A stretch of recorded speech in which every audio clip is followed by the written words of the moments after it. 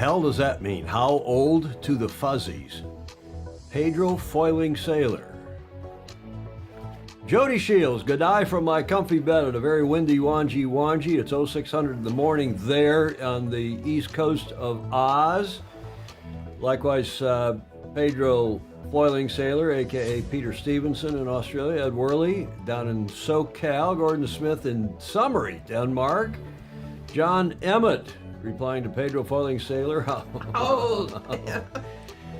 What happened to the hi to be hi to all the Fosey? Hi to all the Fosey. Christopher Gillingham and his wife Jane in Leamington in the UK. John Hanfield in Newport as we get this one across the starting line. Welcome.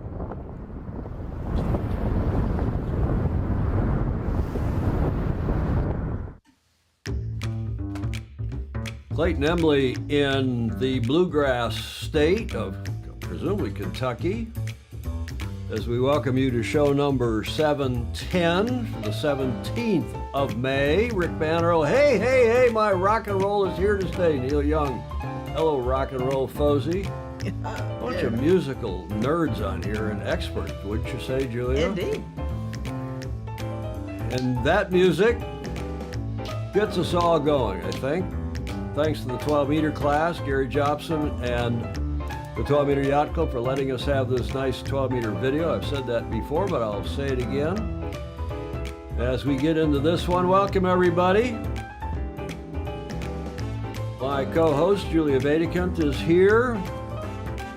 Yes. And we're in Studio B.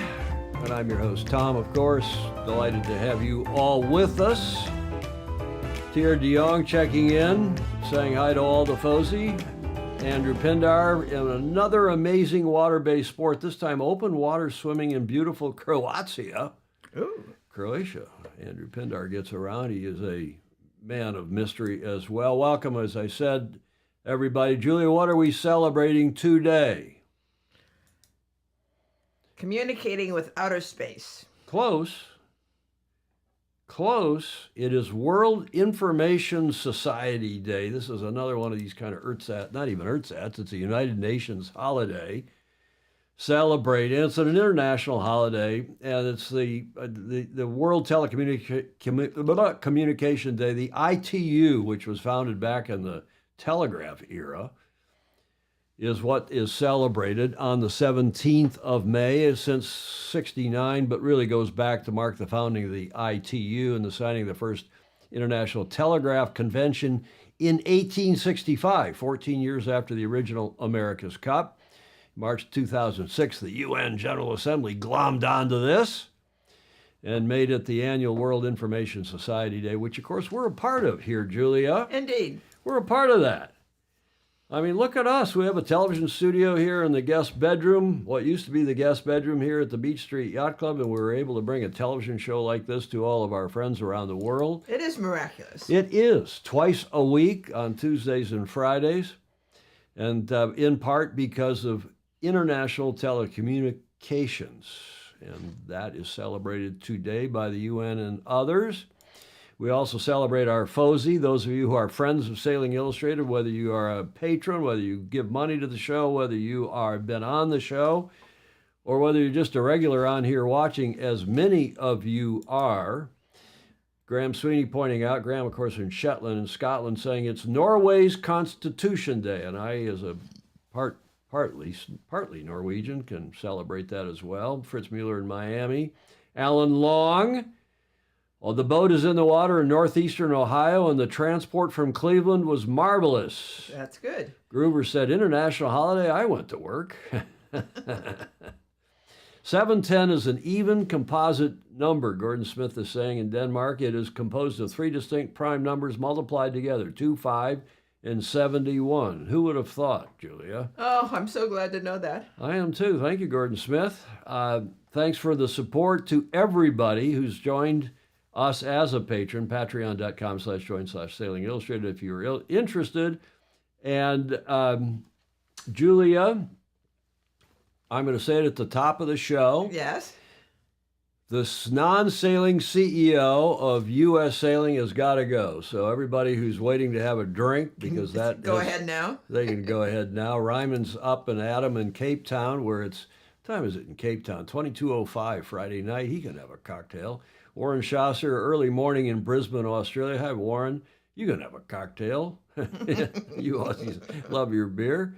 He's got to go. The guy's a crouton, and I tell you on Tuesday the latest development from U.S. Sailing, you're not going to believe it. It's Friday. I don't want to go into it today. I don't want to have a rant about U.S. Sailing.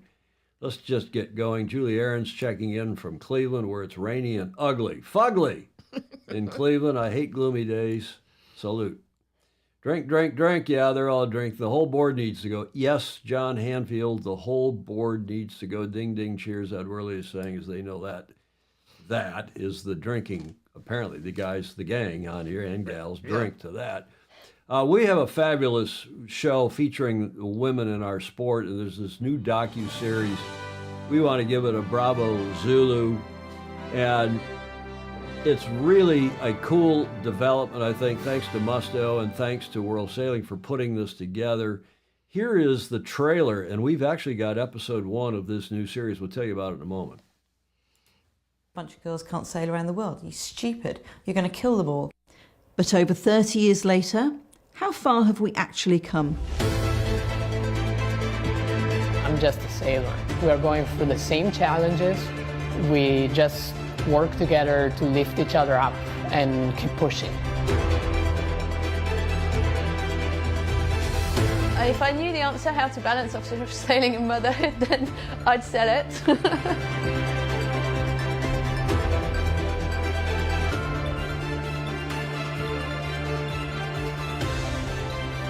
My dream is that it's not a subject anymore, and that means we have achieved our goal. Launching today, May 17th.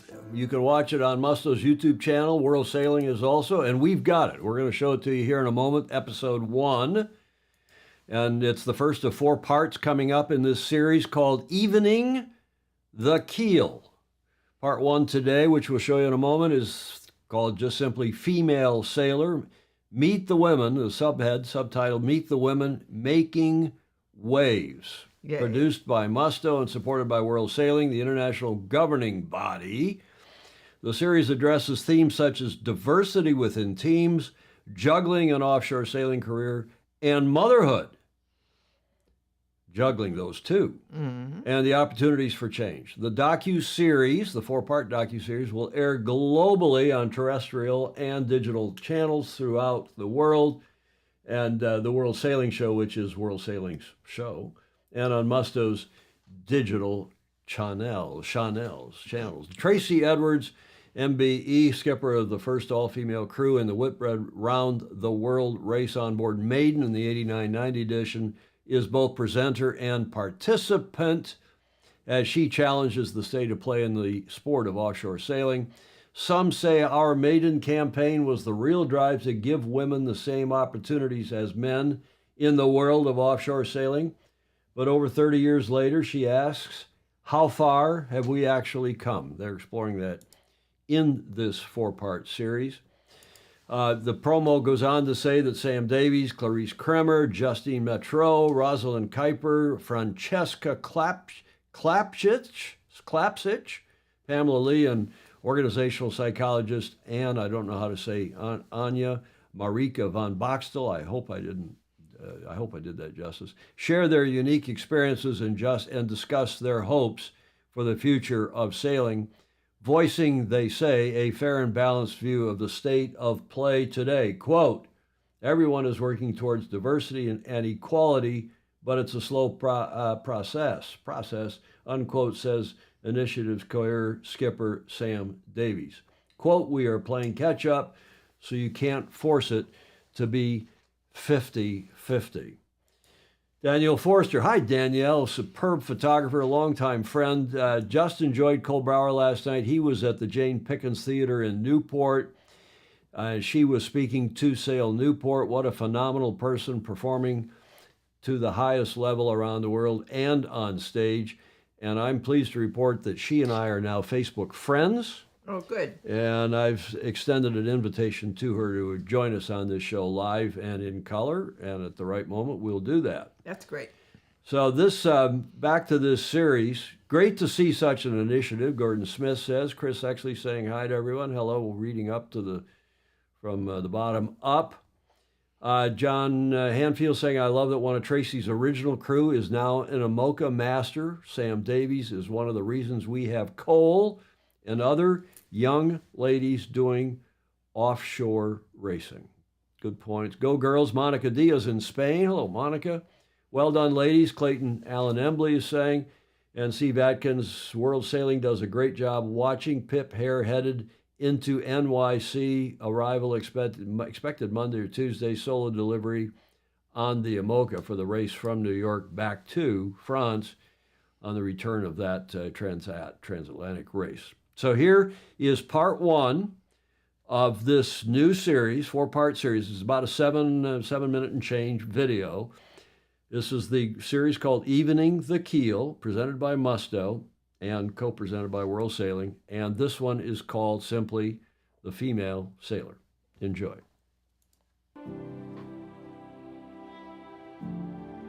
Sailing saved my life. I dread to think where I would have ended up if it hadn't been for that skipper walking into that bar and asking me if I wanted a job.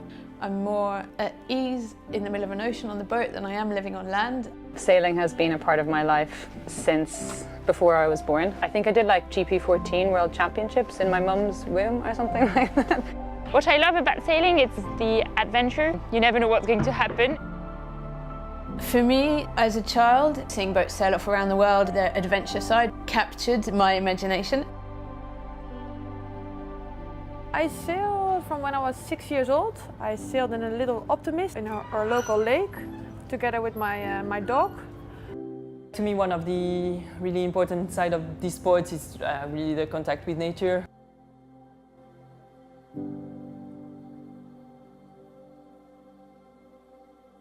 I didn't know that the world was such a male chauvinistic place, and in sailing I'd never really come across it. The world of racing really sort of jumped up and bit me, and I can still remember my blood pressure going up and the anger when someone really confronted me and said a bunch of girls can't sail around the world. You're stupid, you're going to kill them all.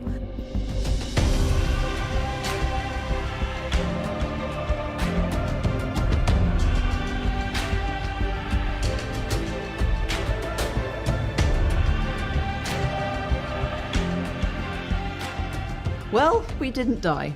In fact, myself and my incredible all-female crew sailed our beloved boat Maiden into second place in the 1989-90 Whitbread Round the World race, and we won the most prestigious leg of all, the Southern Ocean.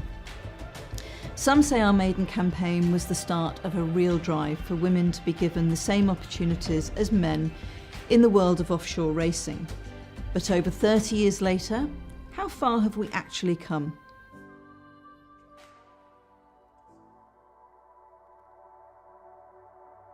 I think there is definitely an imbalance in sailing with women in the sport in general. I feel that it's not only in sailing, you know, it's pretty much the nature of a lot of sports. In reality, unless you're a very experienced sailor who's been on the team for a really long time, and adding to that you're female, it can be quite tricky to actually get a chance to do a lot of the roles on the boats. I find it really hard to say if there's enough support for women. Yes, I see it's difficult for women to jump into professional sailing teams because you can feel lonely, you feel the outsider, and etc. I see as well that there are more opportunities and rules for women to step into the sailing sport, and even sometimes it's a bit unfair to guys from the same age. I'm 27. And sometimes I have more opportunities to do races than a guy from 27 years old. So I'm like, it's a balance. This year we'll see some of our most respected female sailors undertake one of the most grueling tests of human endurance on the planet, the Vendée Globe. One of these sailors is Clarice Kremer, who finished the last Vendée in an incredible time of 87 days, 2 hours and 24 minutes, beating Dame Ellen MacArthur's record for the fastest Vendée circuit completed by a female sailor. So when you arrive and everybody's like, wow, you've broken the record and you have the new female record, I was like, oh, great. But I really didn't know what to say, because for me the main performance that I had achieved was to finish the Vendée Globe, to finish 12th, and to be the first female was so incredible, to have my name just next to Ellen MacArthur's name, because she's a legend. When I broke Ellen MacArthur's record during the last Vendée Globe, I was a bit surprised at the arrival, because I had not thought of myself as a female sailor, just as a sailor, a simple sailor. Let's stop there for a second. Clarice makes an excellent point here about the term female sailor, because of course we don't tend to make that distinction for men, do we? We don't say male sailor. So why do we clarify when we talk about female sailors? Because we are not 100% there yet. You know, we don't have full equality in the sport. I try to don't get too stuck in, what the words mean. It's okay sometimes to clarify with wording, and that's my personal point of view. For me, it's more about not feeling the difference when you're on board. I know that I feel different is when the media is pointing it out. And they ask, oh, how is it to be the only woman on board? And then I say, oh yeah, I forgot about that.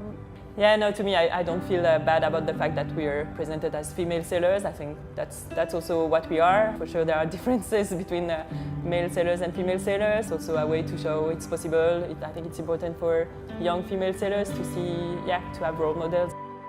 I think the term female sailor is okay, because this is what we are, but I'm not against the term female sailor. It's just a reality, and we have to be able to use the right word.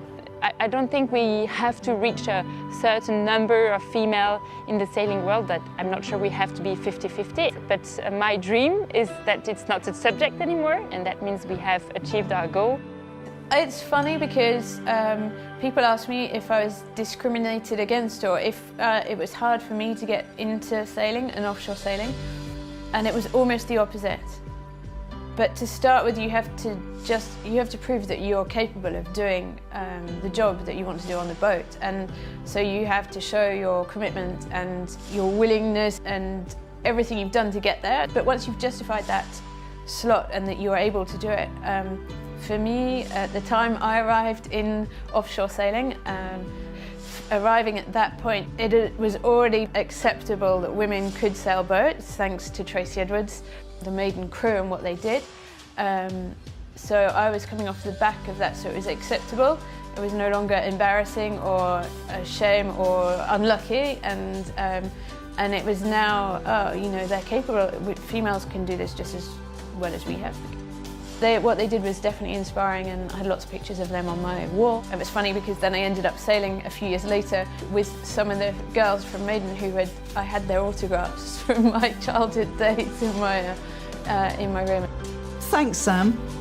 Maiden may have laid the groundwork, but it's sailors like Sam who keep building that path, bringing us even closer towards evening the keel. In our next episode, we look at the evidence of why a diverse team equals a successful team.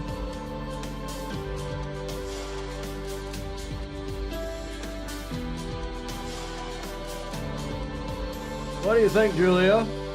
I admire them, but What? but I'm too old to have been part of that. But what do you think of the video? Oh, the video's good. Huh? Yeah. Terrific stuff, huh? Yep. And again, they're not concerned about whether we call them female. We don't. Absolutely. On this show, we just say they're sailors. We Right, don't really, right. unless That's more important. we, the first female. Sometimes we'll mention that in a big fleet and say, well, the first female to finish. But it's like Cole. Cole's just a sailor, Mm-hmm. and she like Tracy have just led the way on for people Right. of that gender. Yeah, I agree. And bravo Zulu.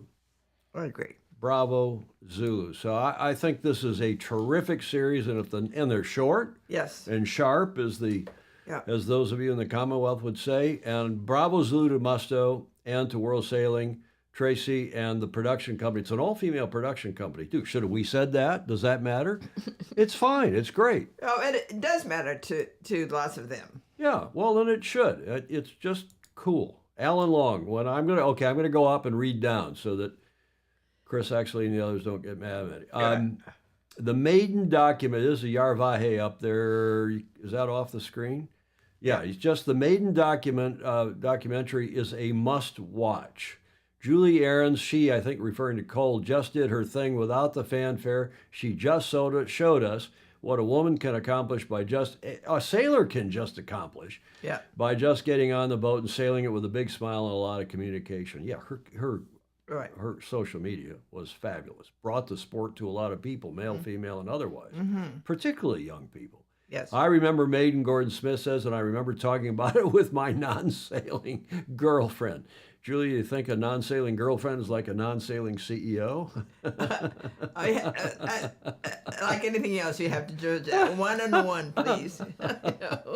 One-on-one. Yeah, the race gets faster and faster. Indeed, they are role models. That's John Emmett saying that. Steve Gruber, I really can't fathom why anyone would want to leave the dock to go racing without a girl or a woman on board. Yes, I do too. I agree with that. And that's the way we grew up, sailing our little flying squatinis and interlakes and thistles and lightnings and snipes. You grabbed whoever you could get to crew for you, male, female, or otherwise, and there was, it was more an issue of weight. You had to have the right weight in the boat than some mixture of and not even strength in the smaller boats. It was just skill, knowledge, and the willingness to go out and have some fun and put up with a day on the water with me. I was not difficult to sail with. I always was polite and said, please, thank you. I always never raised my voice. Yes.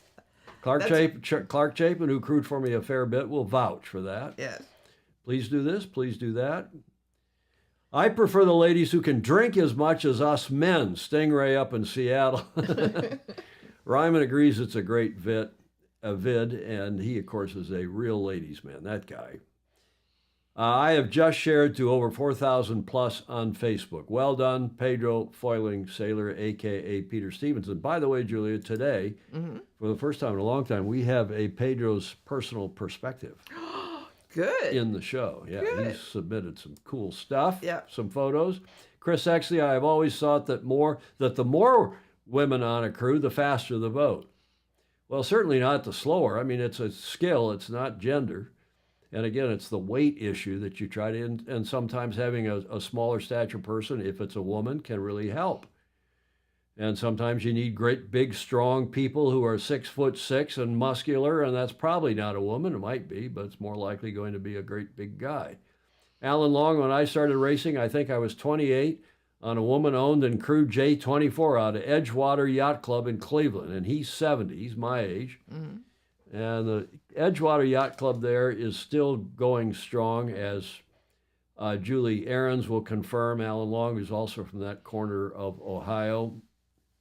They got 3 great clubs in Cleveland. They've got the Rocky River, the Cleveland Yachting Club, I think it's called, on the west side in Rocky River, and then they got Menor Harbor Yacht Club on the east side.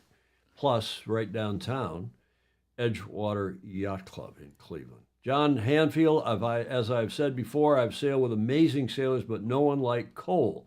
She is the future of the sport, and she is going to grow the sport with women.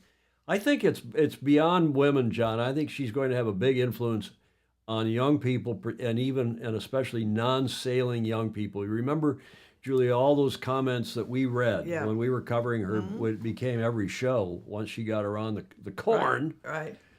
And we started on the recommendation that, who was the recommendation that hey, you better start covering her, was Bing Bong, was William Sangmeister. And I was sitting here one night, as I do every Monday and Thursday night, saying, what the hell is going to be the lead story tomorrow? Right. What's going to be the big deal? And William Sangmeister came on, and we were chatting, DMing on something. And he said, well, have you followed this Cole? You better get, that's a big story. She looks like she's going to be second in this race. Mm-hmm. And I had heard of her and knew about her, but not much, and then went and looked. And then I think you and I and a lot of others were sold on her social media aplomb. Is that the right word? Yeah. Yeah, no, yeah. Is that a Stanford word? Of course. We wouldn't use that at a public school like Michigan.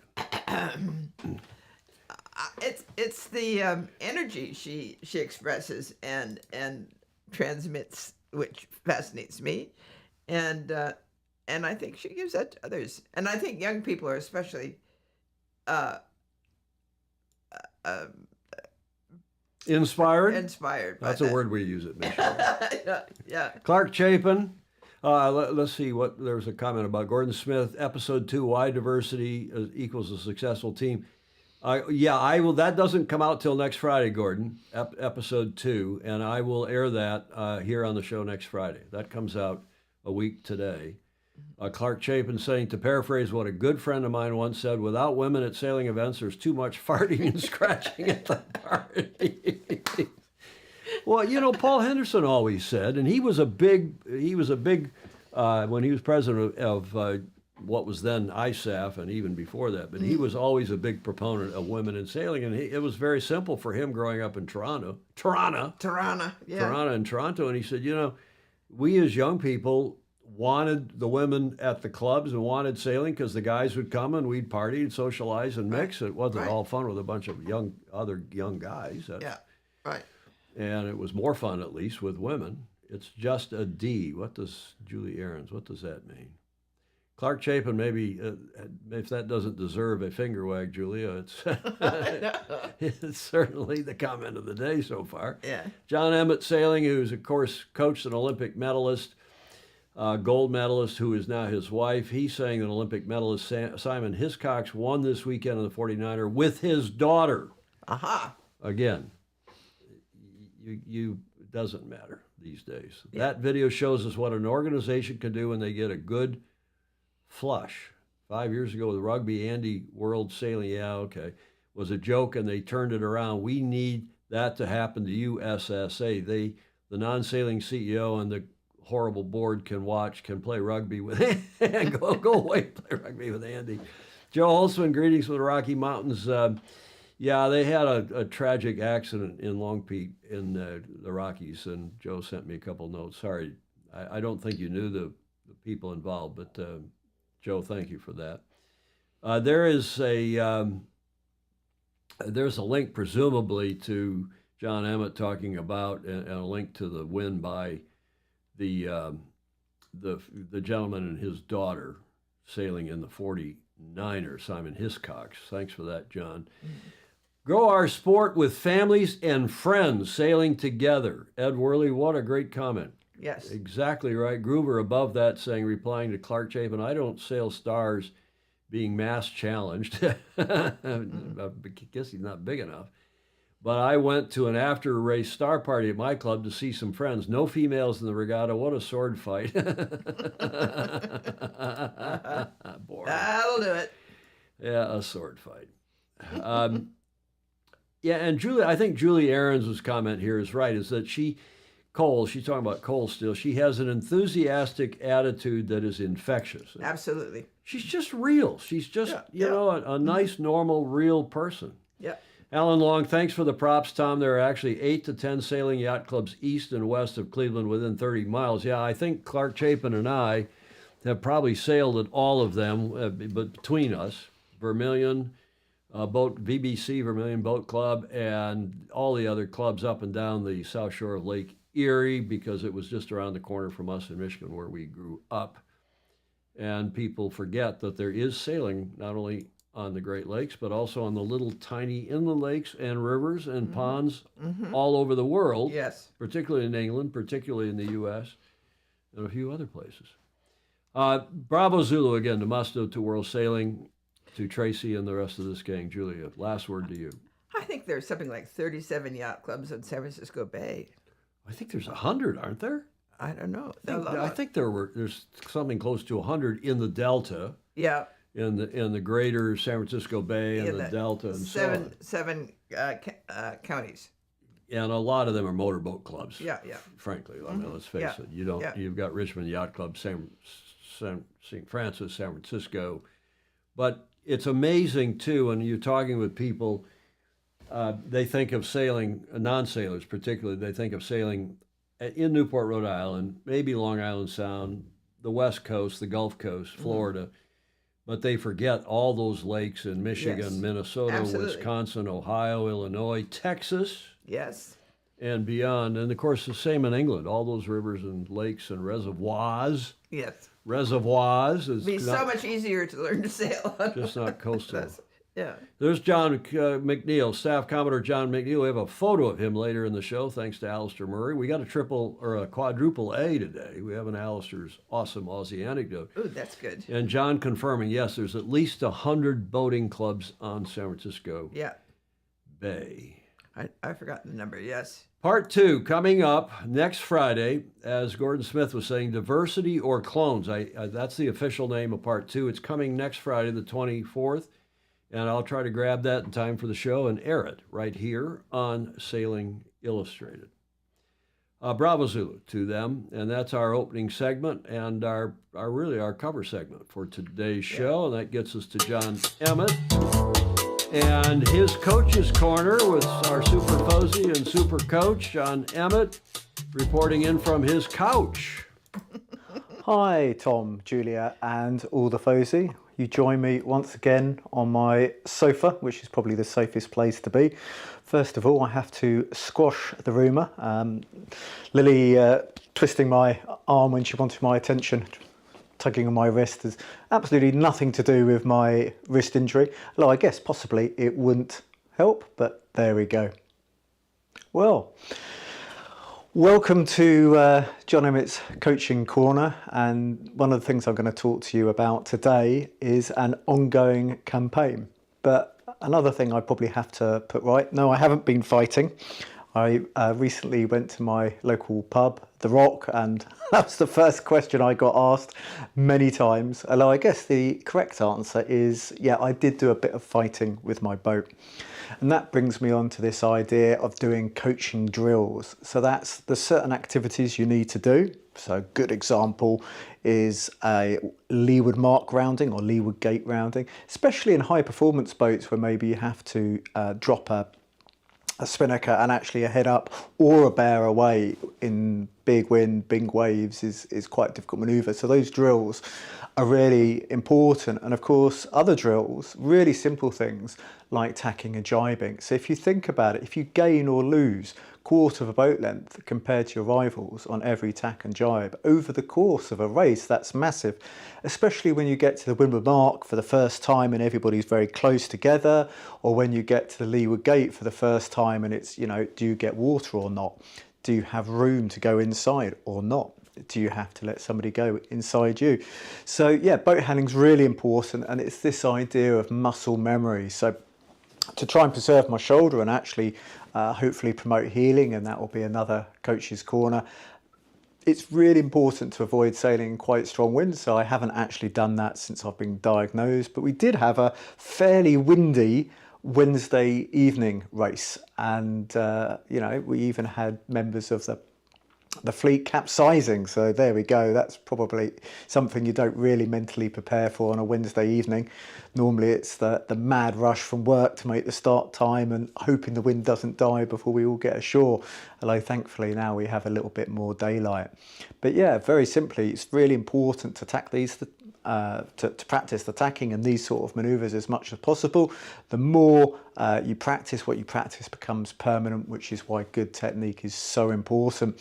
And in an Ilka and a lot of boats, when we get overpowered, one of the key sail controls is the kicker or the vang. So if you're sailing with maximum vang, then that space to get through when you tack becomes progressively smaller, hence the nose. So I promised I haven't been fighting with anyone, but probably wasn't a really good luck to go to the pub for the first time with a big bandage over my nose, but there we go. So I'm going to try and quietly campaign in the background for the Ilka class to have booms that are, for lack of a better word, stiffer.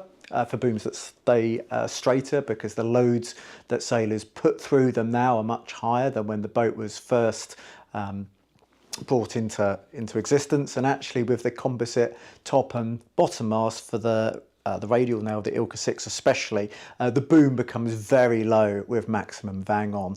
And I remember looking back in the day, a lot of people were quite against the advanced sail controls, which of course means we can put the controls on more easily. But I would argue they simply make the boat more saleable, because the strongest people in the fleet could always get the controls on they needed to, even if it mean pushing on the boom with your arm and stamping on the main sheet with your foot to get enough kicker on. It's actually the youths or the elderly members of the fleet who struggle with the sail controls. And I'm the first to admit, you know, it's really expensive to get all these new control lines, but it's the first thing I do when I get a new Ilka. In fact, it's the first thing I do with any boat, and I think it's worth every penny. And it's almost an absorbed cost, because after you've bought those blocks, that adds value to the boat when you sell it on. And for me, spars, they definitely fall into that category. So things like ropes and sails you wear through, and there's a sustainability thing there. The same with wetsuits and everything else like that. But with spars, I think it's a one-off cost if the class could have a boom that stayed straighter, and then my nose wouldn't be quite so injured quite so frequently. Although of course the answer to that is for me to improve the flexibility in my injured hip and just practice more. But yeah, that's my thought. It'd be really good to make those small gains good for the class, which is very diverse. You know, we have the Olympians who go through an awful lot of gear, but actually it would be a really nice thing for the club level sailor, new people class, to make the boat more saleable and to have better gear. Mm-hmm. John Emmett. John Emmett Sailing, get to the front of the fleet, our regular presentation by him. It always seems to make so much sense. What was that comment from Stingray? What is that approaching along the top of the couch? Yeah. An angry cockroach? I think he's just teasing. I know. Nice report, John. Thanks again. As always, danger is lurking everywhere. Groover and Gordon Smith are saying. And John, I think Gordon Smith deserves a little finger wag. Did you see his comment? No. I actually made the comment Tuesday, so if you're going to give him a finger wag, you can give me a finger wag. We all know why John's got a sore wrist. Oh. too much time away Yes. from Lily. Golden Lily. Okay, let's do some history, shall we? The 17th of May, today, this day in history, 1861, 10 years, Julia, Mm-hmm. after the first America's Cup. Yes. Here's your first clue. Any idea? No, I can't tell what that is. Kind of looks like rabbit ears, doesn't it? Some kind of a stylized rabbit ears. But it's not. That's a pretty obscure clue. This is a little bit perhaps better clue for some of you, especially you nerds, you engineers and science nerds may know who that is. I don't know who that is. That is one of the most famous guys in the history of science. No, it's not Tesla, Rick Bannerow. Einstein said he was the most important guy after Newton. Past year, no. Playboy Award, nope. Graham Sweeney. Marconi, nope. Eiffel, nope. Good guesses, though. Yeah. Smart people we have Indeed. as our Fozy, Julia. You ready for who it is? Yep. 100 messages already. We're 39 minutes into the show, and we've already had 100 messages. Clark Chapin. Told you a nerdy engineer would get it, not Alexander Graham Bell. James Clark Maxwell, who lived not very long, 48 years, 1831, through the America's Cup, the first one, through 1879. He saw the first couple defenses in 1870 and 71, if he was interested, who knows. Not Darwin, not Oersted. James Clerk Maxwell, whose portrayal of electromagnetic forces as fields revolutionized physics in the 19th century. Again, we're here because, in part, we're standing on the shoulders of this guy. Maxwell took the work of Faraday and created a mathematical formula. well, the Maxwell formula, that linked magnetism and electricity. His work created a basis for modern electrical engineering and paved the way for a lot of things, including X-rays and radar. His other achievements included work, nobody probably remembers this, I didn't know this, included work on color, including producing what was probably the first color photograph in 1861. Wow. He also produced groundbreaking work on the kinetic theory of gases and on the nature of Saturn's rings. Another one of these polymath, super bright guys that, as I said, Einstein said he was the most important guy to his theory of relativity, Einstein's theory of relativity, after Newton. Yes, fascinating. Fascinating guy. And Clark Chapin says every physicist knows the importance of Maxwell's equations and how that showed that light was actually an electromagnetic wave. And of course, then Einstein went on, as you know, Clark and others, to show that it's sometimes a wave and sometimes it behaves like other things. Far too young to run for president. Okay. So what was that photo I showed you? That was, in fact, a tartan ribbon. I was going to say it. It's a ribbon around somebody's neck with, I guess, a medal. You were going to say? It looks like fabric. I was going to say. You were right. And that, in 1861, on this date, is reputed to be the first color photograph. the first color photograph of a tartan ribbon, is shown by the Scottish scientist James Clerk Maxwell to the Royal Institution in London, 10 years after the first America's Cup. I thought there was either that or a picture of a jewel. A jewel. It does also look like a bit like a jewel. Alan Long, super bright guy. I'll bet he was. Okay. Yes, and sometimes it behaves like a particle, sometimes like a wave. You know, you can say tomato, I can say tomato, right? Wave, particle, it's all the same to me. This day in history, 17th of May, 1861. What happened, Julia, on this day in history yesterday, the 16th of May, 1992?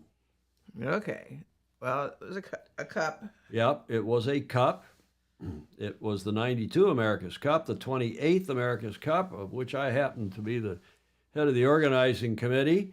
Yes. And it was contested between the winner of the 1992 Citizens Cup, who we had arranged to be the sponsor of the Defender Series, America Cubed, Bill Koch's boat, and the winner of the 1992 Louis Vuitton Cup Challenger Selection Series. And that, of course, was Il Moro di Venezia, right, the Italian team, Raul Gardini's team, skippered by, Julia? Card. By your favorite sailor. Yes. Paul Chiardini. Yes. It was the first edition of the America's Cup that was sailed in the new IACC yachts. It was the last cup of the best of seven format that had been the format since 1930. It was the best of nine would begin in 95, continuing through 2007. That was simply to get more television time. That didn't happen on my watch. I ran the 88 event and the 92 events, but I didn't run the 95 event. That was another gentleman in San Diego. I was with Dennis Connor's team for that event after I'd retired. We had Meg, and I retired and then was suckered back into the cup by Dennis. At that point, physicists knew that they what we call radio waves, but the connection with light was not even suspected. They're back and forth now on Maxwell. America Cubed wins the 92 Cup. Yep, Steve Gruber up above. Koch's team won the Cup. Yep. Stingray, Tom, how would you describe the technological evolution of the IACCs from 92 to 07? Stingray, as you well know, they got narrower and faster, slab-sided and narrower. They started out in 92 like aircraft carriers. They were wide, great big, because everybody thought they needed the riding moment. Mm-hmm. And the boats got narrower and narrower and narrower and slab-sided, more efficient keels, bigger bulbs, and that was yesterday in history, the 16th of May, 1992. 1992 was the end of that cup. And just for a couple of PSs here, Yes. postscripts, that, of course, is Bill Koch with the gentleman on the left, Julia, Oh. who steered the boat for him, just passed away in the last year. Buddy Melgus, the Wizard of Zenda, with their 1992 team, which included some women. And they won 4-1. It was actually a better series than we sometimes remember, because America cubed. A cubed won the first race, and then Il Moro won the second race by what was one of the best races. You can talk about the one in Valencia in 07 between ETNZ and the Italians, but yeah, there was the Italians, right? Yep. And this match on the 10th of May was won by 3 seconds. It was really a fabulous finish.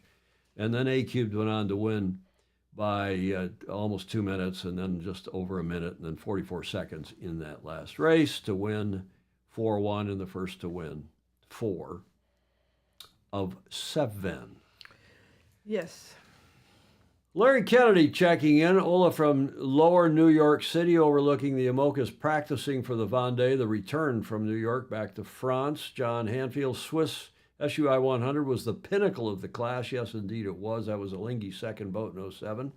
That's as far as that class could go. It's why Alinghi wanted an IACC superboat if they won in 07. Well, they did win in 07, and they did want that, but they wanted to do it with a fake Challenger of record. Oh, yeah. Buddy. Yep. Great comments, great memories. Tom Fishbeck, thank you. Our Fozy down in SoCal. Tom sent that as a reminder to me overnight. I appreciate you reminding me. And we did that as a result. And for extra credit from that 1992 event in San Diego, which was a hell of a good cup, by the way. 87 was great. 92 was great. 2003, Yep. 2007. Who is that on the left, Julia? Famous yacht designer. He designed the Kiwis boat, the Little Red Pointer, that didn't make it to the match. They got beaten by Il Moro. I don't know. That is Bruce Farr. That's Bruce Farr. That is Bruce Farr, a young-looking Yes. Bruce Farr, of course, needless to say, with PJ. Never mind PJ that it was. Montgomery. Commentary. Say you were going to say? Never mind that it was 30 years ago. Indeed. And can you see in the background who was PJ's, for extra credit, who was PJ's co-commentator in that regatta for TVNZ? I don't know. Clayton Embley say he looks happier than he was in '88. He had a pretty good boat. We were more, as the defenders, we were more afraid of that boat. No, not Peter Lester, Steve Gruber. Cup is not the same without PJ. Nope, it's not Peter Lester. Here, I'll give you another look at him. There, you can tell there it's not Peter Lester.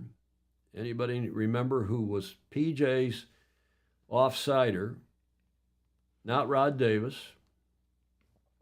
He sailed in the Whitbread. He was a tornado sailor in the 80. He didn't medal, but he was in the 84 Olympics as a tornado sailor from New Zealand. He's gone on to be the CEO of several important Kiwi companies, and today he is the CEO of the Wellington Airport, I believe. That is Glenn Sowry from New Zealand. I In don't 1992, you remember the name? I know. A good guy. I remember him well. Yep. Sail World New Zealand. That is, of course, the famously smart and good Richard Gladwell. No, it's not Chris Dixon, Baton Rouge. It is Glenn Sowry as Richard Gladwell. Ding, ding, ding. He got it. He gets the applause. Well done, Richard. Glenn Sowry, a famously good Kiwi sailor who's gone on to be a famously good businessman. And as I said, he is now the CEO of the Wellington Airport, I believe, or at least he was a couple, 3 years ago, last I looked. Yeah.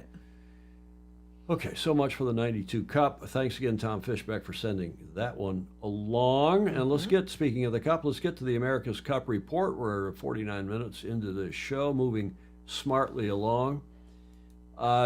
Glenn was the first one to mention a code 0 in a Cup broadcast. How do you know that, John Hanfield? How do you remember that? Mm-hmm. But he's a smart guy and very knowledgeable, so I would not Doubt him. I would not doubt him, Julia. Nope. You're right.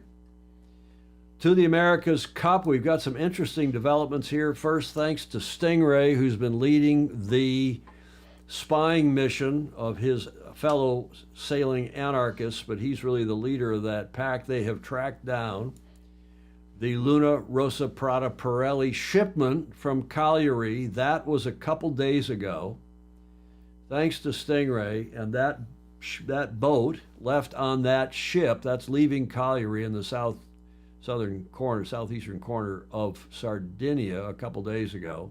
Mm-hmm. This morning, today, that ship, the Deo Volente, it says 1 minute ago, that's when they pulled in at about 10:30 our time, which would have been later in the day in Barcelona. That ship docked there in the port, right next door, Stingray tells me, next door to the Alinghi base, and that is today. So that is LRPP arriving in Barcelona. You heard it first here. Jody wants to know if anyone's tracked down the shipment from Colombia. Julia, speaking of drugs. And I hear a hum too. There's a hum in the audio here. Where'd that come from? I don't know. I don't get it. We'll see if I can deal with that. Clark Chapin, thank you for. I'm checking the audio going out. And I don't know where that's coming from. I don't have it. I do. Okay, I'll see if I can deal with that here in due course, Clark. Thank you for that. Disco Volante.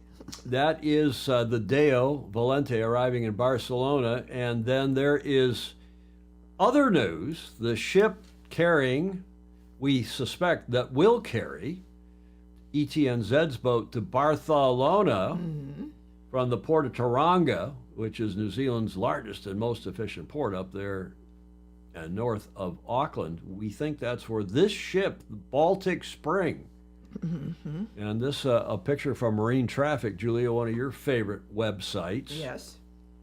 Baltic Spring leaving Tauranga we think, on the 15th, is it?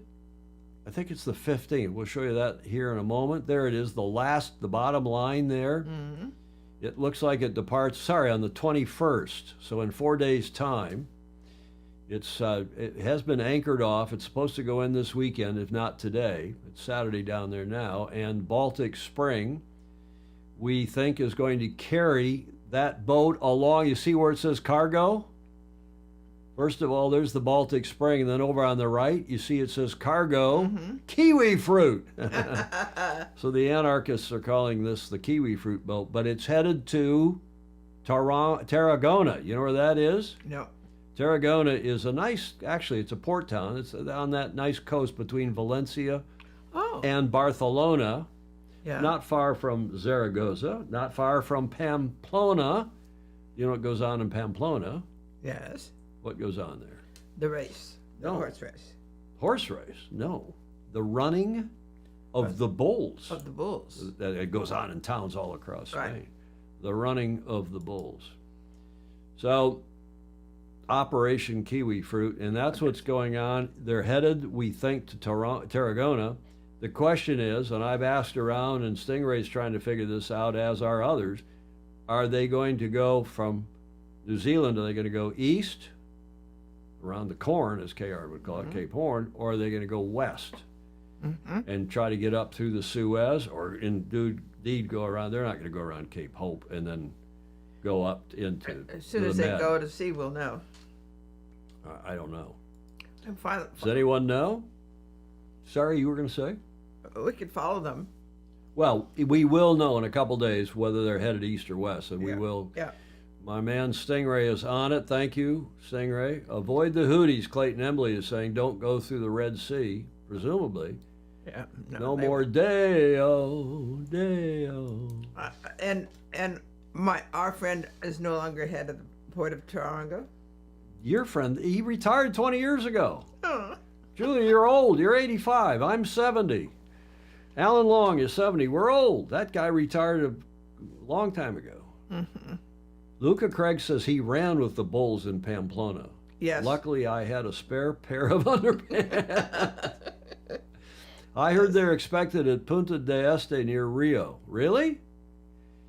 Well, John McNeil, you could be right. They could be going around the Horn, the Cape Horn, and then go up to Punta del Este, and then across. It would not surprise me. In fact, I think Stingray would agree. What do you think, Stingray? That may make the most sense. Okay, well, let's carry a boat trip for NZ that is completely unnecessary. Well, perhaps. But that's east or west? That's the question these days, and thanks again to Stingray for tracking that down for us and keeping us posted.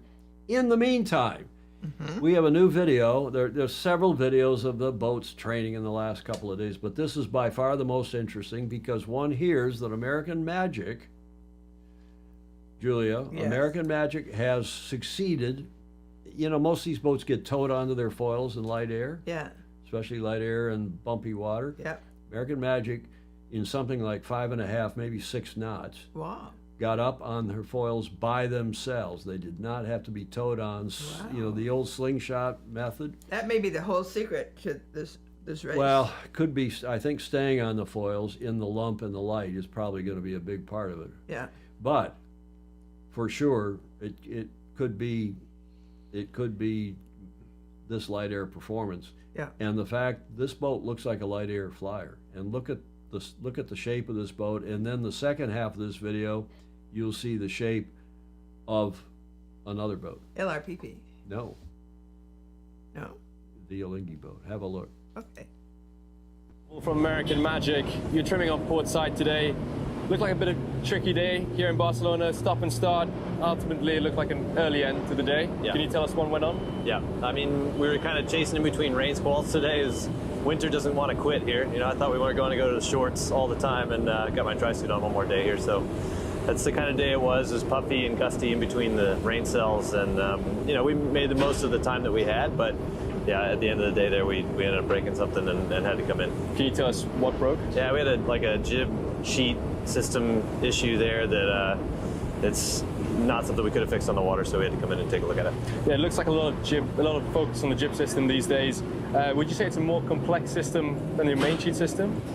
Than the main sheet system? That's a good question. I mean, they're both complex in their own way. You know, I think all the teams are learning about how the jib track geometry works and making sure that we're happy with that setup and how it's all working and getting control from the sailor side that we expect, you know, through the maneuvers and through the straight lines.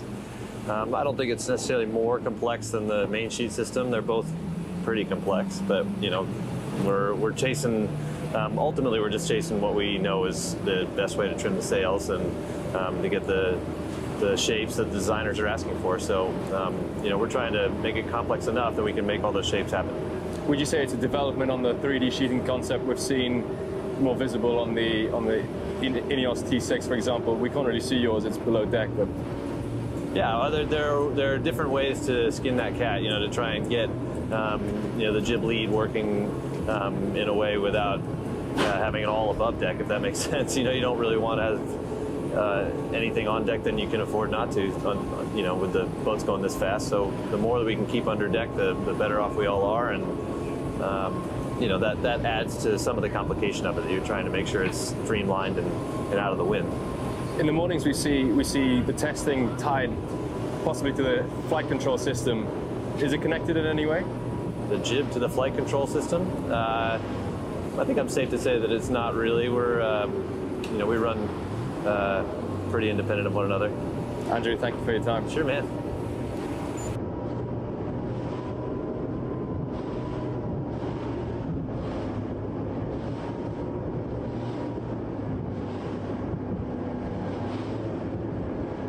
We are here with Maxime Bachelin, former 49er sailor, youth European champion back in 2020, and husband on Alinghi Red Bull Racing, today driving on the port side. Maxime, could you please summarize the day for us? It was a long day on the water with a lot of different conditions on the wind. We start with a light wind and a bit of wave, and end up with more like between 15, at the end of 15 knots. So it was a good range to try some sails and for the boat handling. Which were the reasons behind this sail selection for today?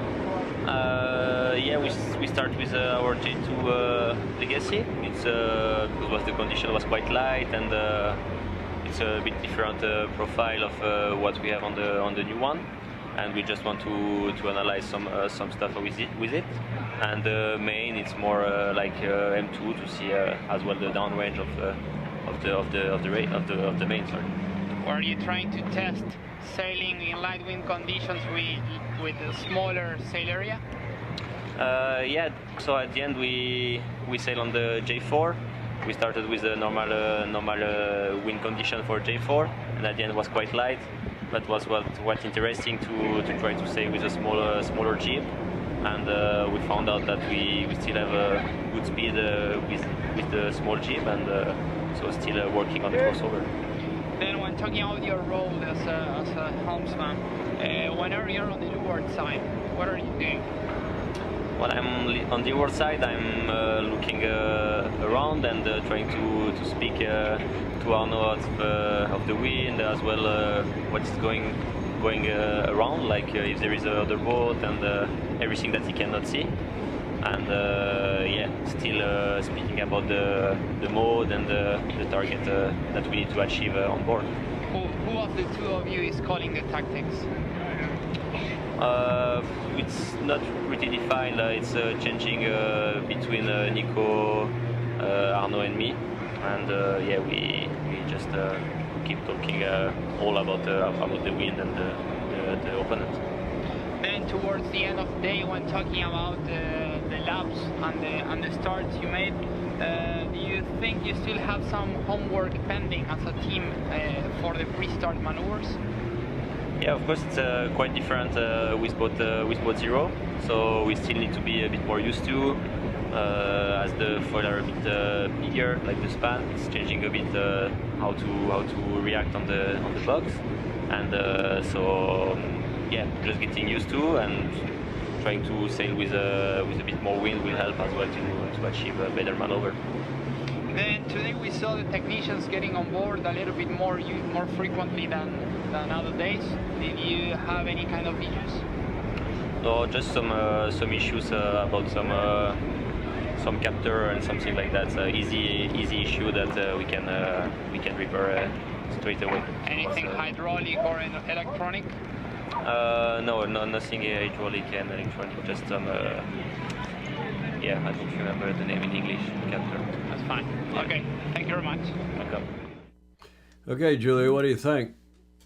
Quite different looks to those boats. Yes. The slab-sided pods stuck up in the air of a Lingy, and that very smooth fairing in almost, if that's the right word. You automotive execs will like that. Max Moosman. Hello, Max. Look at that. Nice to see you on. Max is one of the guys who helped start Sailing Illustrated, the website, and came up with the name and a lot of the graphics as well. I mean, you look at that font, that Sailing Illustrated font. I don't know where he found that. I think Meg. No, Max did. That was a Max. Oh, really? Yeah, that's for sure. Oh, well, Does good. the rule require the crew, Max is asking, to be on deck? Seems like you'd gain a lot from people below with VR headsets. As miserable as that would be to endure or watch. Well, American Magic's cyclors, Max, are below deck, facing aft, and in a recumbent position. They're back pedaling like the Swedes try to do in the America's Cup in 77, was it? Okay. Interesting how on most boats they are all facing forwards to be able to see the other boat, Stingray is saying. Nice video. I think that was the best of the lot today, and that's the one we're playing, thanks to 37th American Cup. Now, the Brits. It's loud enough, isn't it? They have a new live show that's airing tomorrow for the first time. This is the promo, the trailer, for their show called Inside Tack. That will air, as I said, tomorrow. Apparently this could be a new regular feature for Ineos Britannia. and it's live. Is it? Yeah, it's not going to be another one of these YouTube shows. They're going to be live like us. We'll see how live they are and how good it is. But it's premiering tomorrow with their naming day ceremony. And this is what it should look like tomorrow. Ineos, this is their website promo, and Ineos Britannia's RB3, third boat, naming day will be shown live at 10:30 British summertime tomorrow, Saturday the 18th, and exclusive access. Note this code down. I don't know if this will help you all get to it. It's on their YouTube channel, but maybe this also helps. IB naming 24. That was sent to the media, so that may be a code that will help others of you get involved in watching that. I think it should be free to air, though, or eventually will be. Maybe it's not live unless you have that code, and then maybe it's VOD, video on demand, after that. In any event, that is tomorrow, Saturday, 09:30 UTC, which is 10:30 British summertime. They're on summertime now. That is bloody hell, 02:30 Pacific time. I will not be awake, Julia. Will you? No. At 02:30 to watch their. 3:30 I mind, but not 2:30. You wake up at 3, don't you? I know. Oh, wake up a half. Come on, Julia. Take one for the team here. Get up and watch that show tomorrow. Yeah. At 02:30 Pacific Daylight Time. Yeah, Bill Wingrove reminded us it was Faria. It was the Swedish boaters, I think I mentioned, Bill. Had recumbents, had cyclers, but they were below, facing forward. And remember, Intrepid and other boats in that era, before How could they see if they were below? they couldn't, and there was no rule. That it was terrible. It was horrible. And they had grinding pedestals on the boats that had traditional grinders were below, and it was hot. Ugh. And it was, if you had any tendency to being the French mal de mer, it was not comfortable. It was not pleasant. Help me here, Tom. What time Sydney time? Well, let's see. If it is, Peter, Peter Foiling said, if that is at 02:30 Pacific, that will be at, you're -7 to us now, right? So that'll be in your evening, approximately 6 o'clock your time on your Saturday evening. Club. RB3 naming ceremony, I can't express my excitement. Steve Kruger said, it's 07:07 right now in Sydney, so yeah, you are 7 hours behind us the next day. So if it's 02:30 here, subtract 7 from that, that will be, that's 14:30. That'll be 7:30 at night for you, I think, on your Sunday night. I think, Pedro. What to? Don't worry about it. He'll figure it out. I've got it here. It's too hard. It's how are you going to plug in 07? Forget about it, Julia. You going to plug in the time? The town. It's Sydney. I know, but 02:30 Pacific. Can you do that on your phone? Sure. Okay. I'll give you 20 minutes. I've already done it in my head. And I didn't go to Stanford. What time is 02:30 Pacific in Sydney? Ding, ding, ding. Da, da, da, da, da, da, da. I was just going to find out what it is right now. Yeah, you're going to find out what time it is right now. You know what time it is right now? 07:08. Yeah. Okay, in the morning. And it's 14:09 here. So they're 7 hours behind us tomorrow, which is what I already did. It's going to be okay. Okay? Mm-hmm. You and your damn iPhone. It's just a Listen and look at Julia, Tom. I told you once, I'll tell you twice. I know. But she's always, this is her solution to these things, is to get her phone out. She's got an app. She has, I'm not kidding, she has 500 apps on her phone. I'll go up there and her phone's not working and I'll start turning all of her apps off. Like, right, Julia? Yes. Just admit it. And I'll be turning off 100 apps. And then suddenly your phone comes to life and it all works fine. Does anybody really know what time it is? And do you know the name of the group who played that song famously, wrote and played that song? Chicago? Well done, Julia. Yeah. You get the applause for that one. I like that song. And we got rid of the hum. No, we didn't. The hum is still there.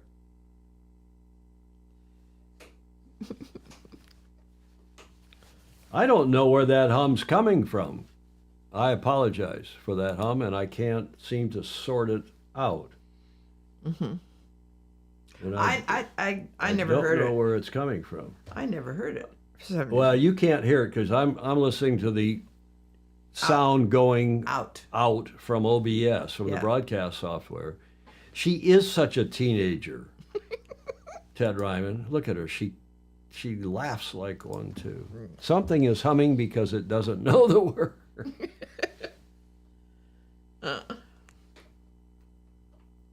I don't know what is humming. Let me try one other thing here. Oh, I found it. I found the hum. Oh, good. How? Okay, I know I can fix it for the next show. It is an unbalanced cable that must have got some, that is 60 hertz. Did I get rid of it? It's still there, sort of. Okay, I know what that is. We'll fix that. We'll fix that. Okay. For the next show. Okay, enough of all that. Do we have audio? Yeah, but the right channel. It's mostly left channel audio. That's weird. Okay, something. Our neighbor must have turned on their microwave and it's affecting one of our audio cables. Now I can hear it. Okay, Clark, thanks for pointing that out. We'll get that fixed for the next show. I now know where it is, and it's a cable. These things that we talk about this studio, and you know what, to save money, because I didn't get enough Patreon support, Julia. Yes. I repurposed another cable, and those of you who are audio engineers will know the difference between balanced audio and unbalanced. I'll fix it. I know how to fix it. I bought some French cheese and left it in my suitcase for months. That hummed 2 grams to me. Gonna get a finger wag. I'll bet you that wasn't the only thing that hummed in your suitcase. Graham Sweeney. Okay, finishing up sort of where we left off, we have another Bravo Zulu. And this is another women's feature. Well, no, before that, I've got AAAA. Oh, yes. And Pedro Foiling Sailor. Well, this is a Bravo Zulu as well, because the Royal Sydney Yacht Squadron is still a royal club, thanks to His Majesty the King. And this is a letter from a couple yesterday, in fact, dated yesterday, to the members from the Commodore. I'm honored to announce that His Majesty the King has been graciously pleased to grant his patronage to the squadron. Oh, good. So how nice is that? I won't, you know, but the next paragraph, the third paragraph's interesting. The squadron's bonds with the royal family, this is the Commodore writing to the members, are a source of immense pride and stretch back to when royal patronage was first bestowed on the Royal Sydney Yacht Squadron in 1863. Yay. The late Duke of Edinburgh was our most recent patron for 64 years, having taken on the role from King George VI. Uh-huh. So the Commodore went on and said, we're privileged to be awarded this significant honor. Yours sincerely, Christian Brooke. Thank you, Mr. Brooke. Thank you to Peter Stevenson for sending that along. He is, of course, a member of the squadron, Julia. Yes. But look at this. You don't think Peter can just do something by just send along. We got some Brit Royal news here, Sting, right? You got to have some Brit Royal news. Now, there is Pedro Foiling Sailor, and this is Pedro's personal perspective. Mm-hmm. And you're not going to believe this, Julia. I got these overnight. That is Peter with a wig on. Uh-huh. And he says now that the Commodore has informed us that His Majesty the King has re-upped the royal patronage, Yarvahe is saying Charles has done the same for the RORC. Well, one would hope. Thank you for that. Mm-hmm. But Peter writes overnight, you see, I got this at 01:21 this morning. In Australia, Tom, he says, Tom, in Australia, we have very high standards. One of them is called the pub test. You know what the pub test is? Mm-mm. I'll come to that in a moment. But we have the pub test, he says. Do the Fozy think this, meaning his attire, passes the pub test? With worldwide dress standards dropping to an all-time low, I think it is important to maintain a high standard whenever possible. If you are going to wear thongs, or a thong if you're a lady, you know, thongs, as you know, in New Zealand right? Yeah. Are different from the thongs that you probably wear. Yes. Do you wear granny pants or do you wear a thong? Either. Neither.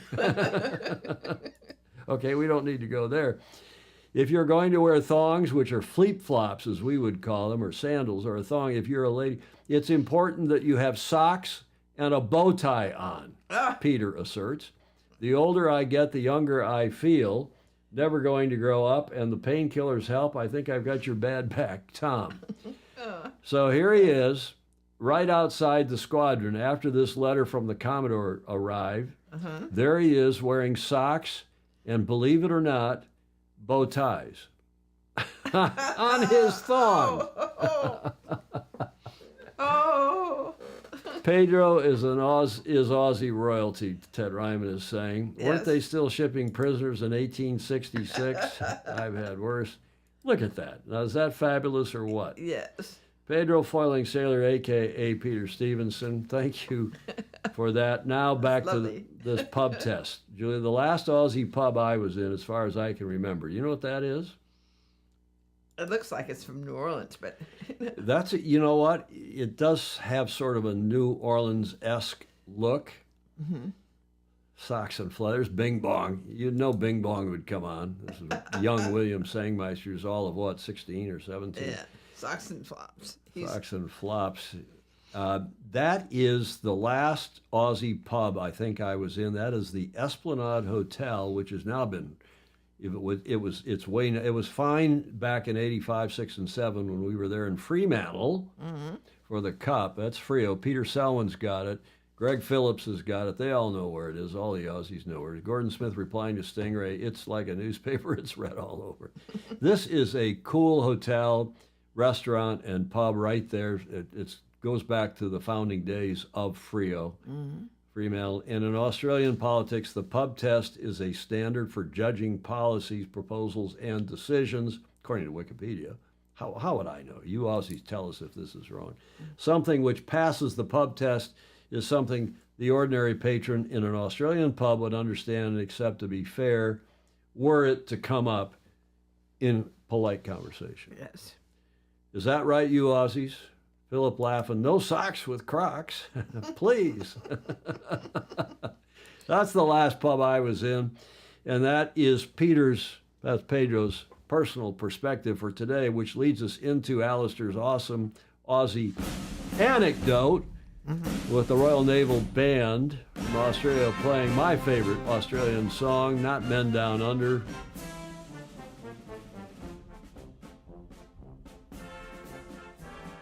I love this song. Yeah. I love Alistair.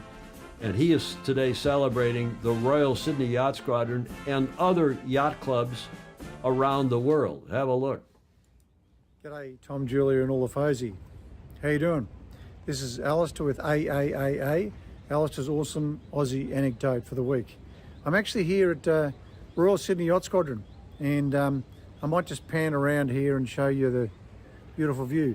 It's actually not a great day here in Sydney. As you can see, it's cloudy, the sun's not shining, but the Royal Sydney Yacht Squadron, looking back over there, look at the view behind me, has got to be one of the great yacht clubs of the world, and it's a place that I always enjoy staying at when I'm in Sydney. Look, I know the state of John Emmett's stubble is a great source of amusement and conjecture. I think my hair was a bit that way after the last AAAA. I got a few comments about it, and it seems to be going crazy again. I definitely need to get a haircut. And I'm reminded of that an image of two rabbits sitting together, and one rabbit says to the other, "I've just washed my thing and I can't do a hair with it." Well, perhaps that's the way I feel about my hair. It just gets away from me, and I will make sure that it's in better condition for the next time I see you. Anyway, so here I'm at Royal Sydney Yacht Squadron, and I just want to talk a bit about this club. It's a sensational club. It's one of the top top 4 sailing clubs in Australia. In Band 1 we have Royal Sydney Yacht Squadron, the Cruising Yacht Club of Australia, Royal Queensland Yacht Squadron, and Sandringham Yacht Club. They're the top 4 in Australia. Sorry about this, but I've got a helicopter going overhead. We'll let it go past. Anyway, so it's not great weather, but it is a great opportunity for me to talk a bit about Royal Sydney Yacht Squadron. Look, it's simply one of the best yacht clubs I've ever been to. I think it's 2,500 members, something like that. It's got a first-class restaurant. I mean, I've eaten at many yacht clubs around the world, and I think yacht clubs generally the top yacht clubs serve great meals. The Royal Sydney Yacht Squadron serves sensational meals. I mean, it serves meals of restaurant quality, top restaurant quality. And I had one here last night with the Commodores of 4 or 5 yacht clubs, and with my board of Australian Sailing, of which I'm immensely proud. Anyway, great food. Meeting rooms, we take whatever opportunity we can to have meetings here at Royal Sydney Yacht Squadron. The wine cellar, oh my God. So at the last minute I was invited to, like this morning, I was invited to a lunch by a friend of mine who's into wine with his mates. And he said, come and join us for a brown bag, private, blind tasting of great wines. Can you join us? I said, well, as a matter of fact, I do have lunch free, so why don't I? Where am I going to get a bottle of wine? I've got an hour before I've got to meet these people. I talked to the Commodore and the CEO of Royal Sydney Yacht Squadron. They have got a wine cellar like you've never seen. I went downstairs, I met with Jake in the wine cellar, the sommelier down there. He showed me the list of wines. I browsed that list for half an hour and chose a fine French Burgundy that I took for lunch. The guys that I went and had lunch with were blown away. I was so blown away by the wine that I was able to buy that I bought 2 of them. But to have that facility at a yacht club was just sensational. It was really, really good. So anyway, that sort of reminded me that in my career and around sailing, I've been fortunate to visit probably more than anybody else, or at least as many yacht clubs in the world as anybody else has. I love going to yacht clubs. It's my pleasure. It's my sport. It's my hobby. I mean, I love going to them. And what I'll do is I'll send through a few images to Tom to go with this AAAA. And it's just a number of yacht clubs that I visit around the world. You just see me in front of a number of them, and I just take a joy in doing it. One of them is the Royal Cork Yacht Club, and I'll just say, in Ireland, that's the oldest yacht club in the world. 300 years old in 2020, so it's 304 years old now. Sir Thomas Lipton became a member there, multiple challenger of the America's Cup, very famous. So it's got him as a member or past member. A pivotal point for me for the Admiral's Cup all those years ago was the fact that Royal Cork always had a team in the Admiral's Cup, which was the pinnacle of ocean racing. It just, a very rich history and a very wonderful place to be able to visit. I've just been, I think, very fortunate. What a community, what a sport. So many clubs around the world. Now you can walk into any yacht club in the world and you're a friend for life. You run into people, you connect, and I'm about to have dinner with some people here at Royal Sydney that I just ran into this afternoon. Life goes on, and so much of life revolves around yacht clubs. I can hear some laughing and frivolity in the background down in the boatyard there, looking. Yeah, I can hear some young people having a good time down there. No matter where you go, you'll find a yacht club. You can hang out there. Life's great. Tom, Julian, Olafosi, that's my AAAA for today. It's about clubs. It's about sailing. We're a lucky lot, aren't we? Cheers. I'll see you on Sailing Illustrated.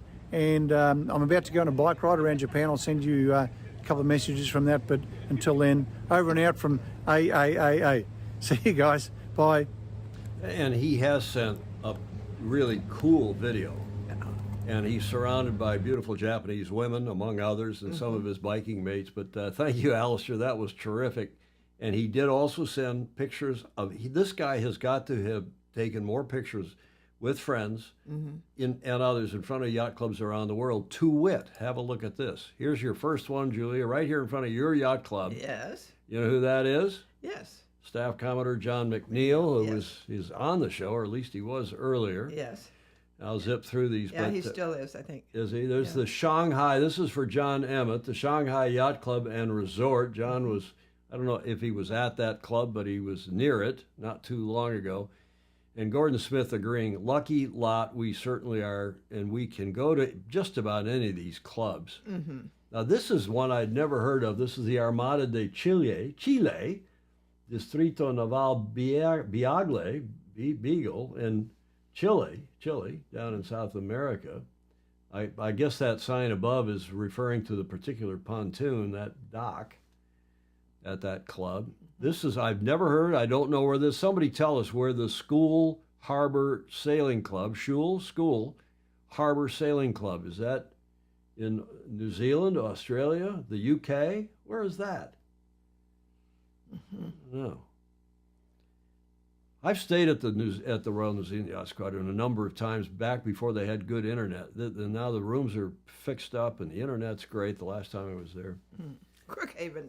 Where's that, Julia? Any idea? I don't know where the Crookhaven Harbor, Ireland, Peter Selwyn is saying, is where that school, is it school? Schule? West Cork. Okay, Yarvahe knows. Crookhaven Yacht Club, is that also in Ireland? Is that in the UK? Or in Ireland? Or tell me where. And he's also been to the Bantry Bay Sailing Club, another club of which I've not heard. But it is true. We talked about it earlier in the show, how there are 100 clubs here in the Bay, John McNeil confirming, and how there are a dozen either side of Cleveland on the south shore of Lake Erie. Yes, West Cork, there it is. Graham Sweeney saying one of the nicest clubs he's been to is in Pago Pago. Pago. No, Pago Pago.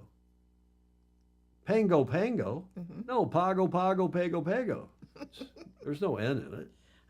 It sounds as if there is. No, there's no N in it. There's the Wanaka Yacht Club. Where is that? I don't know where the Wanaka is. Is that New Zealand? Is that in Ireland? Is that in Canada? Where's the Wanaka Yacht Club? Wanaka. It's not Seawanaka. I know. That's, of course, in Oyster Bay, New York. There's a club we know where that one is. That's in the Royal Hamilton Amateur Dinghy Club in, obviously, Hamilton BDA. And there is the esteemed Royal Bermuda Yacht Club itself, pretty in pink. Now, Julie, do you know what club this is? Yes. What is it? Royal New Zealand. No, that's an S, not a Z. Royal Nova Scotia. Nova Scotia. Royal Nova Scotia Yacht Squadron. Now, Julie, I know you have been to this club. I've not been. The Bredora Lakes Yacht Club, the Bredora Yacht Club. You've been there. Chris, actually, I've been to the Dinghy Club in Bermuda. Those are both great clubs there in Hamilton. Here's a cool club, not well known. It's overshadowed, no pun intended, by among others, but by the Royal Canadian Yacht Club. That is Tirana. And you can see the what used to be called the CN Tower. Is that still called the CN Tower in Toronto? And that is the National Yacht Club, also a good facility, good yacht club in Tirana. And then finally, Alistair's two perhaps favorite clubs, the Metung Yacht Club out there at his holiday home. He's given us a tour of that club before, and back in Melbourne, south of Melbourne, the Sandringham Yacht Club. I think he's given us a tour there. Yeah, Wanaka is South Island, New Zealand. Thanks, Graham Sweeney. That's what I thought it was, a Kiwi club, but I was not sure, obviously. And we are indeed, Julia, so lucky, aren't we? Yes, I must say I've spent a lot of time traveling, and I've never failed to visit a yacht club. Your favorite is the Royal Prince Alfred. I spent a lot of time at Royal Prince Alfred. Do you have a boyfriend there? Oh, well, yeah, I had lots of them.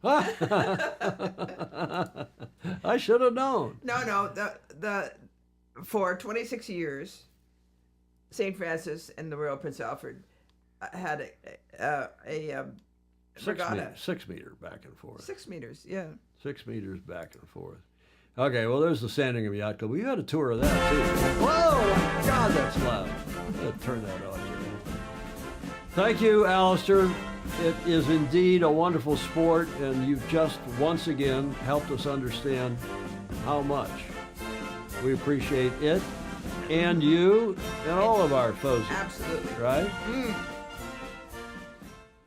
Which gets us to the last leg, and as I was starting to say a minute ago, this last segment is sort of where we started out with that cool new Musto and World Sailing docu-series, the first of which was released today, and we'll have this part 2 next Friday on this show. But look at this. Look at our Fozy, Olivia Price, who was on Fox Sports Australia in this was a great segment on what's it's called Backpage Live. In the TV world, you call this a hit, and not like the hits just keep on coming. This is a segment or a hit that is fabulous, featuring our Fozy, Olivia Price. Have a look. Yeah, a bit of the wind, she's going head to head. She's won the cup. Australia still has won the America's Cup.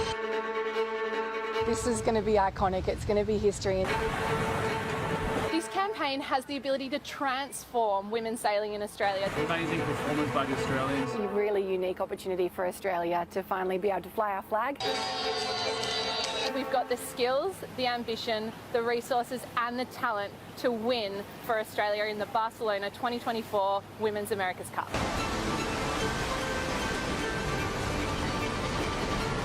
We're building more than a campaign here, we're building a legacy. This dream can really only be realised with the whole country's support. So come on this journey with us. We really do believe we can win this, and we're really excited to share this opportunity with you. Now is the time. Yeah, how good the dream is becoming a reality this year in October, when history will be made for the very first time, when women will compete for their own America's Cup trophy. And co-skipper for Team Australia Challenge, Olivia Price, joins us. Hello and welcome. How brilliant. Such history with the America's Cup, and now to be slap bang in the middle of it. Yeah, absolutely. Now is the time, I guess, to be part of the America's Cup. It is the first time that women will have the opportunity to compete in our own America's Cup, and Australia has one of those tickets. You know, we had to fight quite hard to really make sure that we were one of the 12 nations that are competing, because we are competing under the Australian flag. We have incredible sailors around the world, but you see them on every other country. Like, you don't see them racing for Australia, and you know, we do have such deep roots in sailing. It's basically in our DNA. So for us, it's a super exciting time. And it's such, I don't know, the holy grail, I guess, this event, isn't it, for sailors? I mean, and for Australia itself, in 1983, when the America's Cup was won, 1983, when you would have been, what, not born? No. I was not. But still, it means so much, doesn't it? Oh, and, you know, even watching the video over and over, I watch it all the time, it does give me goosebumps still, to think that this is actually going to happen in, you know, what is maybe 100 days from now. We'll be competing for our own trophy in what is the pinnacle of our sport, the America's Cup, where development and technology and innovation really is pioneering, and it does lead us into a whole different era of sailing. It's like sailing, but not like you've seen it before. You know, we are foiling, we're up above the water, flying the same hydrodynamics and aerodynamics, you know, that happen with planes and create lift. And so for us, it's just super exciting. This is the monohull foil we're talking about right now. Yeah, it really is cool. It is. Olivia, women's sport is getting so big in this country. You've got the Olympics coming up, and then, of course, the America's Cup. How exciting is it for you to be able to put sailing on the map for women in this country? It's really exciting, to be honest, you know, and if you can't already tell, I can't wait to be there. You know, there is a little bit of training to do in between here and there, but, you know, we've seen the Matildas effect, and we really think that sailing has that kind of momentum behind it, especially women sailing for Australia. You know, we were basically founded by sailors, so, you know, sailing is our, you know, the Olympics is our time to shine normally. You know, we have very successful Olympic teams, and now with the America's Cup in the same year, it's basically unheard of for us to be able to participate in 2 pinnacle events within 2.5 months of each other. You know, it's really going to be an incredible opportunity. Olivia, what's the crew size, and how does your boat compare to the ones that the men sail? So we sail a slightly smaller boat. It's a 40-foot foiling monohull, and you know, there's a whole lot of different technical words and things I could use, but basically there's 4 of us on the boat, and we're not changing sides every time we change direction. So we're actually locked into a pod, and so that's really different for us as sailors. We're normally changing our ballast, going from side to side, but at the moment, you know, the technology allows us to basically sit in the same pod and press a whole lot of buttons to try and fly us in the sky. You're practicing in in a simulator. I don't know if we've got vision of that, because that just shows. So this is where you are at the moment. This is how we're training. So we're going sailing without a boat. You know, you can see. Is the boat Still built? capsized. Is your boat ready? So our boat, we're not actually purchasing one as an Australian team. They're provided by America's Cup. So that's how this is becoming quite a reality for us. The budget is so much less than what would be a greater America's Cup team of $200 billion. You know, the budget for us is $1 million, and that's, you know, the most that we would be looking for. You know, this simulator has given us the tools to be able to understand how the boat's going to respond. You know, you can see that we capsized it here and there, and you know that does happen. So how long before you actually sail in the America's Cup will you be in a boat? Yeah, it's going to be about learning fast.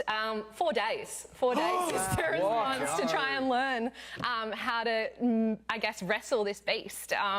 So we are trying to find resources to be able to get on one earlier. The first of the boats really only came around 2 years ago. What happens in the America's Cup is that there's 6 America's Cup teams. So, you know, we've got the Americans, the British, the French. They all have to put an entry into the women's and the youth America's Cup in these smaller boats. So they all have these boats. But we're part of the 6 teams that don't have a greater parent team. So that means that we get our boats provided by those 6 teams. They'll be categorised as one design and all the same. And basically they're holding on to those boats until they're done with them, and then we'll get a chance to get going. Talk to me about the Olympics. You last went to the Olympics in 2012. You retired. Now you've come out of retirement, and your partner's Evie. Tell me about your special relationship with her. Yeah, you know, I did think I was done with Olympic sailing, but, you know, fate had it, and COVID came round, and, you know, you look at different opportunities. But Evie is 20, and she's a young, very enthusiastic and dedicated sailor. I've actually known her since she was born. Like, our families are friends, and our dads sailed together. So she approached me during COVID, basically to try and mentor her. I'd retired. I was, you know, doing my own thing. You know, sparked a little bit of interest, and she really is one of the most dedicated people I've ever come across. And for me, that was like, wow, okay.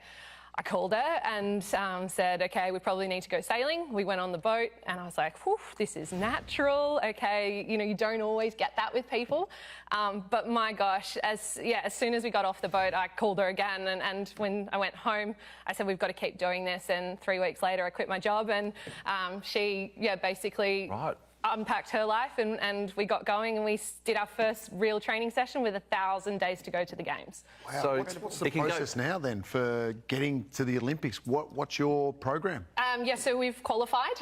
We've qualified and been selected for the Games. So we'll be representing Australia in the 49er FX, the women's skiff. So we are actually heading off to Marseille tomorrow to do some venue sailing. You know, we deal with the wind and the water, and it really is a place-specific sport. So the more time we spend in Marseille, the more we get to understand the trends and what's going on, and try and figure it all out. So yeah, heading there, and I'll be back and forth a couple of times before the 28th of July is our first race day. Well, look, all the best with it. It's so good for you to drop in. I'd love to say the sentence tomorrow. I'm heading to Marseille. All the best. I'm sure you will go well. Coming up, our champ of the week. Stick around. Bravo, Zulu. She was terrific. As Stingray said, her enthusiasm was infectious. Indeed.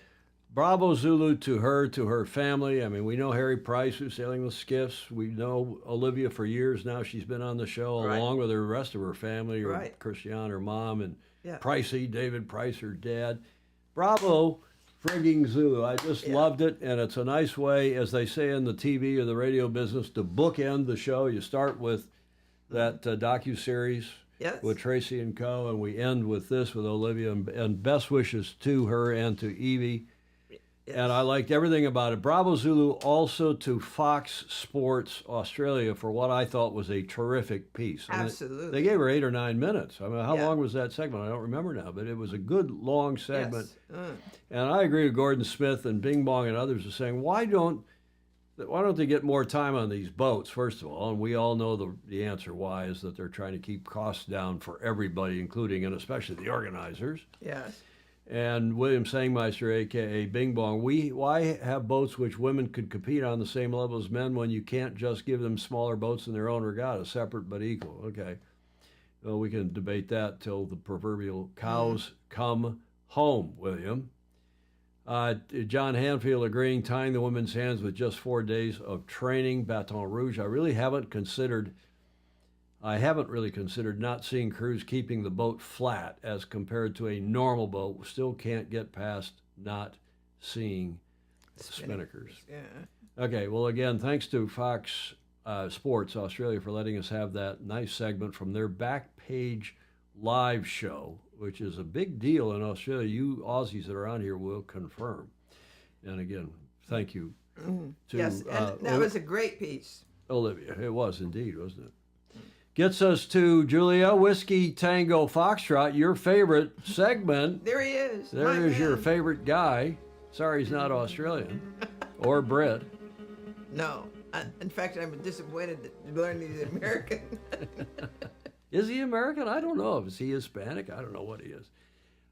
We got some funny ones. That came. A 60-year-old billionaire goes to the bar with his gorgeous 25-year-old wife, the bartender with 2 R's. How did she marry you? Billionaire says, I lied about my age. You said what, 45? And he said, no. I said 90. Huh? Yeah, good. I like that. That was sent in by none other than our Ted. favorite ladies' man in Cape Town in the Republic of South Africa, Ted Ryman. Now, since we haven't had one of these in a long time, and of course I don't drink anymore, so I don't know, Julia, if we keep showing these or not, but you have the odd cocktail, so I think we can. The drinking show with a sailing habit, if you can't do your job drunk, you're not a sailor. Is that a good reputation for our sport to have? No. Huh? No, but it's pretty much true. It is. I'm not sure. Okay, well, that of course, from Ed Worley.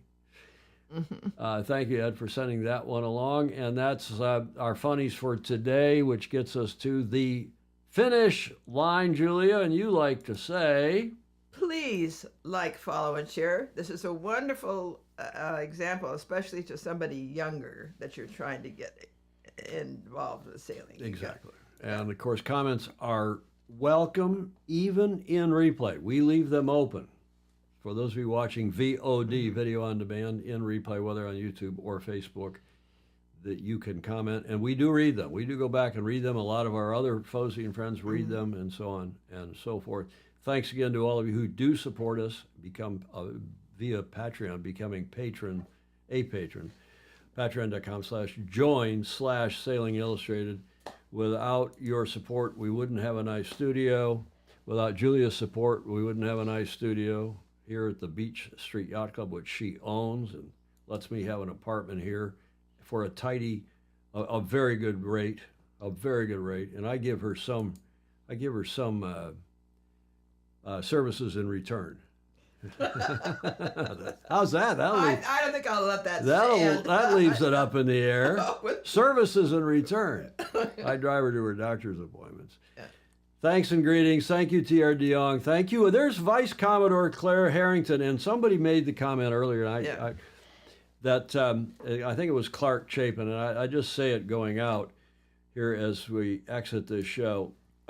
My mother, when she first went to New York Yacht Club, which was before most of us was born, I was alive, but like a early teen, and it was in like '64 maybe, and there was a North American Yacht Racing Union meeting at your yacht club, Claire, at New York Yacht Club.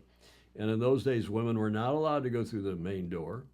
They went down through the sidewalk, down a stairway, through the kitchen, through the staff entrance, and then led up into the club. Hotel, yeah. Into the club. Yeah. And you stayed there as a hotel patron, but you went through the front door. No. I was there for the first time in '66. At New York? Yeah. And where'd you go in? Did you ever leave? You were in the bar probably in 5 minutes, knowing you. No, I actually don't remember, but I don't remember going. I think we went through the front door. Well, how far things have come, because now you can go through the front door not only for years and years and years at New York. New York's a very actual liberal progressive club. They're one of the Jewish Commodores Mm-hmm. back in the time when that was frowned upon at a lot of private clubs in New York. Oh, I could do this. What are you doing? You Taking this off. taking those off. You won't be able to hear the final video. Oh. There's no more. And the Royal Yacht Squadron now lets women, and I don't know about strangers. Strangers. I was escorted out of